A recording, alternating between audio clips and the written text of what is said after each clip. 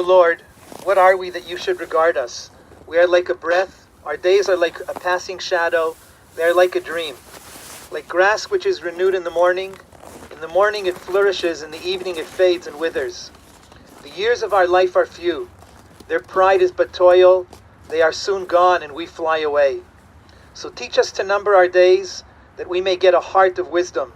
Guard the innocent, and behold the upright, for there is posterity for a person of peace. Surely God will redeem my soul. The Lord redeems the souls of his servants. None of those who take refuge in God will be condemned. The dust returns to the earth as it was, but the spirit returns to God who gave it.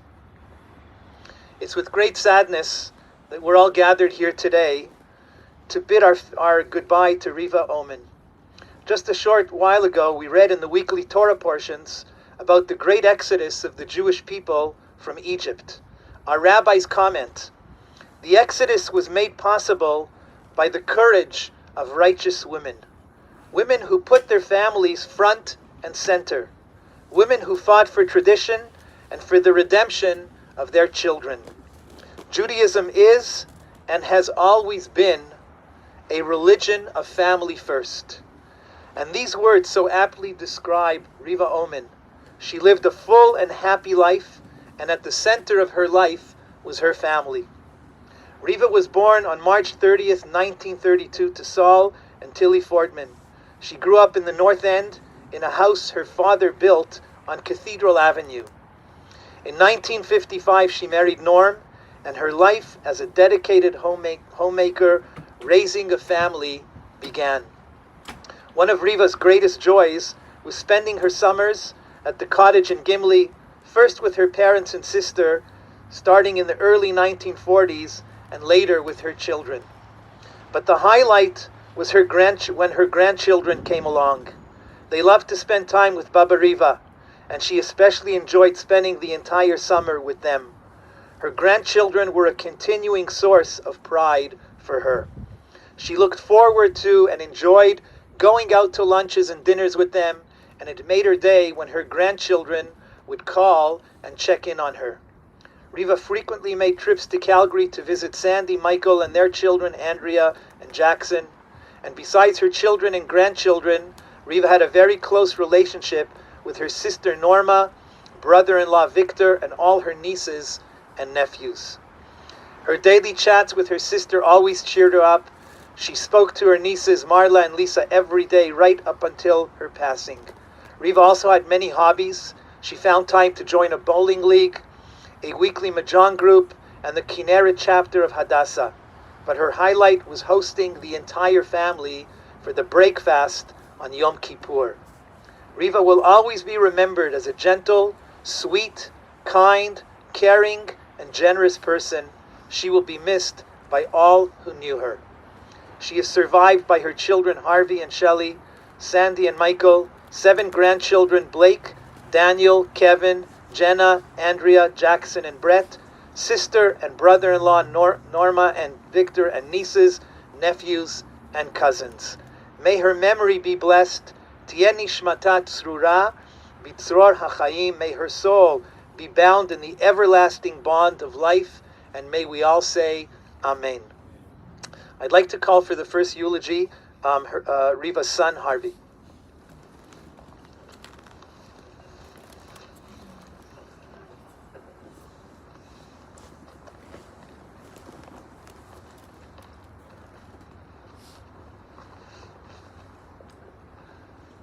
I'd just like to thank everybody for being here, online, in person, honor memory of my mother, Reva.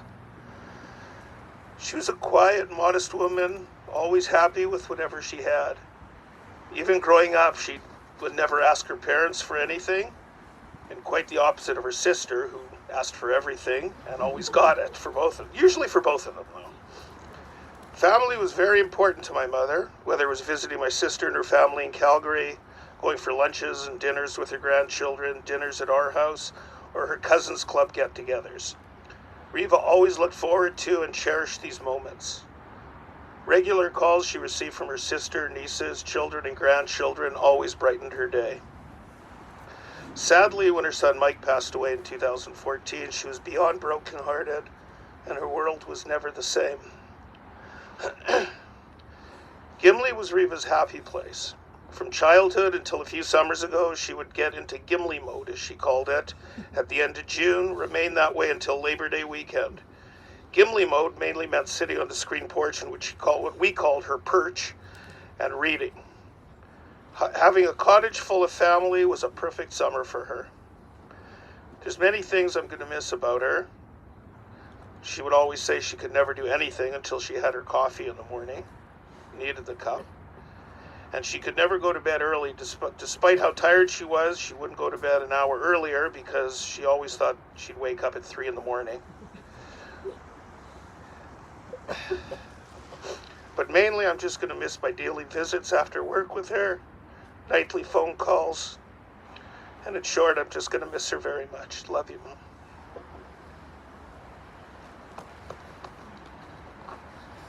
For the next eulogy, Reva's niece, Lisa Chernick.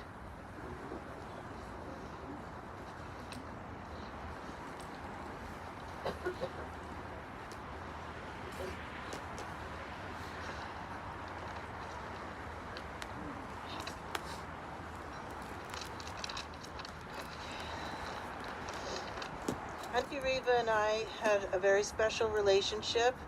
We shared a love of books and often read the same ones. We spent many nights discussing these books, just like our own little book club. We also shared a love for our TV shows. We talked and talked about the shows we watched and discussed everything that was going on. I live alone, as did Auntie Reva, and we talked a lot about the benefits of that and some of the struggles. We shared our thoughts and feelings with each other. We talked almost every night for over 40 years, and 10 o'clock became my time to call, and I was usually her last call of the evening. I always ended the phone call saying, "I love you, Auntie Reva," and she would always say, "Right back at you, double." When she was in Hamiota Hospital and I would say, "I love you so much, Auntie Reva," she would reply, "I love you and you know how much." It meant so much to me to hear her say those words. She was a wonderful sister to my mom, Norma, and sister-in-law to my dad, Victor. She was also a great auntie to my sister, Marla, and they all had a special relationship with her as well. We love you, Auntie Reva, and miss you. You will always hold a special place in our hearts.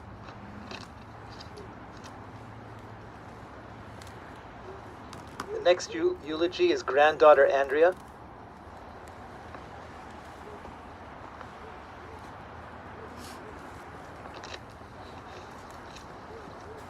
Dig it out.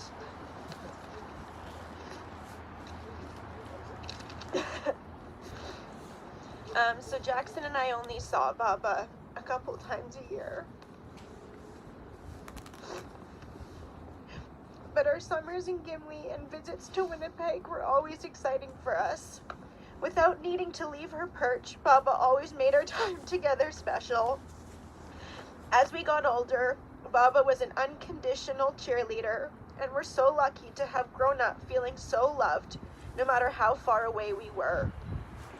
When I was 11, Baba brought me with her to Israel as her travel companion for Jenna's bat mitzvah, and in the thank you card I sent her afterwards, I wrote that I tried so many new things on this trip, and I'm so happy you were here with me to experience these things. By the way, have you yet to figure out how that bullet got in your purse? Coming back through security, there was a bullet that we found in Baba's purse, and she had no idea how it got there. So I could go on and on with memories of Baba, but I know that she wouldn't want us to be out in the cold for too long. At the end of every conversation with her, we finished it by saying, "I love you to the moon and back and around again." So, I love you, Baba.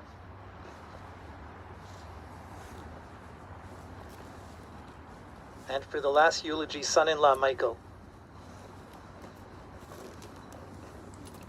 When Sandy moved to Calgary, Reva wouldn't stand for being apart, and so she came out and visited us all of the time, multiple times a year over the decades, and it was always a special visit, especially for the grandkids. She would sit with them and read stories and watch the shows together and have a great visit.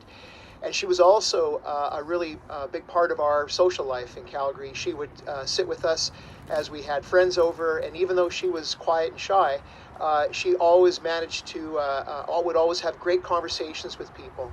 And we were really heartened by all of the outpouring of love from our friends in Calgary who were reciting memories of the conversations they had with Reva over the decades. And so she made a real lasting impact on people in Calgary, and it was very, very special.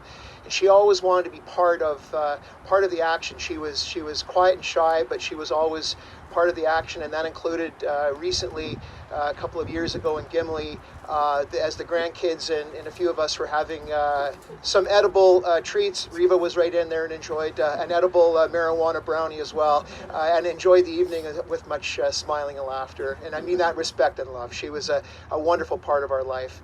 And what Andrea said, we would say, "We love you, Mom. We love you, Baba," and she would respond.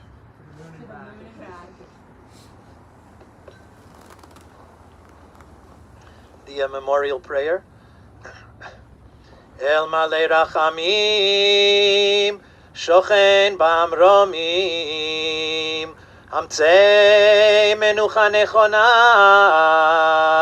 tachat kanfei hashchina, b'malot kedoshim v'torim, kezohar haraki hamazhirim, et nishmat Rivka bat Taibo v'shnei Zalman, שלחה לעולמה בעבור שאנו מתפללים בעד הזכרת נשמתה בגן עדן תהא מנוחתה לכן בעל הרחמים יסתירה בסתר כנפיו לעולמים בצרור החיים את נשמתה אדוני הוא נחלתה ותנוח בשלום על משכבה Venomar Amen. God, full of mercy, who dwells on high, grant perfect rest and peace beneath the sheltering wings of your divine presence to the soul of Reva, the daughter of Taibal and Shneur Zalman, who has gone to her eternal resting place. We will give charity and offer prayers in memory of her soul. May her soul be in paradise, Master of mercy. Protect her forever. Bring her under the shelter of your wings. Let her soul be bound up in the eternal bond of life. May the Lord be her possession. May she rest peacefully. And let us say, Amen. In Jewish tradition, the greatest kindness that you can show an individual is called chesed shel emet. It's called the kindness of truth. And it's the kind of kindness that we can do to a person that we get nothing in return. And so therefore, whatever we do to a person who has just passed away from the world, they can't give us anything back. And it's a true act of kindness. And the very last act of kindness that we can perform for Reva today is to fill in her grave. Better that we should do it and not a tractor. Better those who loved her, those who knew her, those who cherished her, should be involved in this very, very precious last act of kindness. So I'm going to ask everybody who would like to come forward. There are shovels here. And as best as we can cover at least the casket itself. And in Jewish tradition, the custom is that when you finish shoveling, just put the shovel down. You don't pass it directly to another person, but just put the shovel down, and then the next person will come and begin. So I ask everybody to come forward.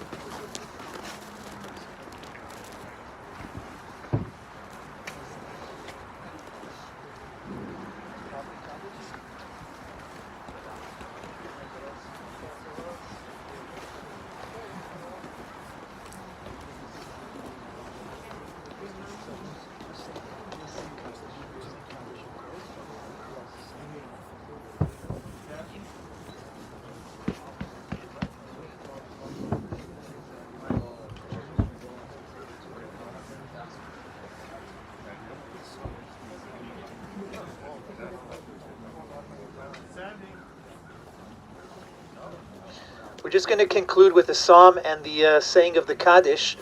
So anyone who is saying Kaddish, please come forward.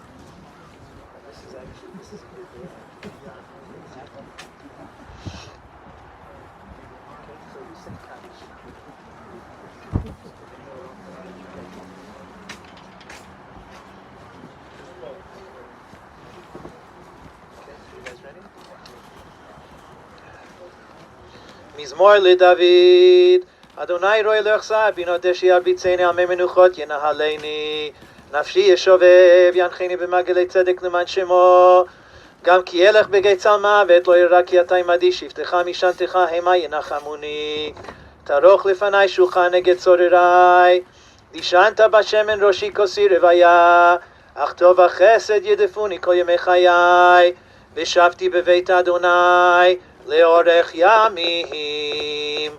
The Mourners Kaddish. Yitgadal v'yitkadash Shemei Rabah. Be'almadi berach hirutei v'yamlich malchutei. B'chayechon uvyomechon uv'chayei dechol beit Yisrael. Ba'agala uv'izman kariv imru amen. Yehei Shmei Rabah mevarach leolam ulamei almaya. יתברך וישתבח ויתפאר ויתרומם ויתנשא ויתהדר ויתעלה ויתהלל שמי דקודשה בריחו לעילה מן כל ברכתה ושירתה תושבחתה ונחמתה דמירן בעלמה ואמרו אמן יהי שלם הרבה מן שמיה וחיים עלינו ועל כל ישראל ואמרו אמן עושה שלום במרומיו הוא יעשה שלום Aleinu ve'al kol Yisrael v'imru amen. I want to thank everybody for coming today. And now our obligation is to comfort the mourners. And so what I'm going to ask is that we form two lines, two parallel lines that the mourners can walk through. In fact, we're actually okay just like this if you stay here. And on this side, the mourners will walk right through here. And we will all comfort them with the traditional saying that we say to the mourners.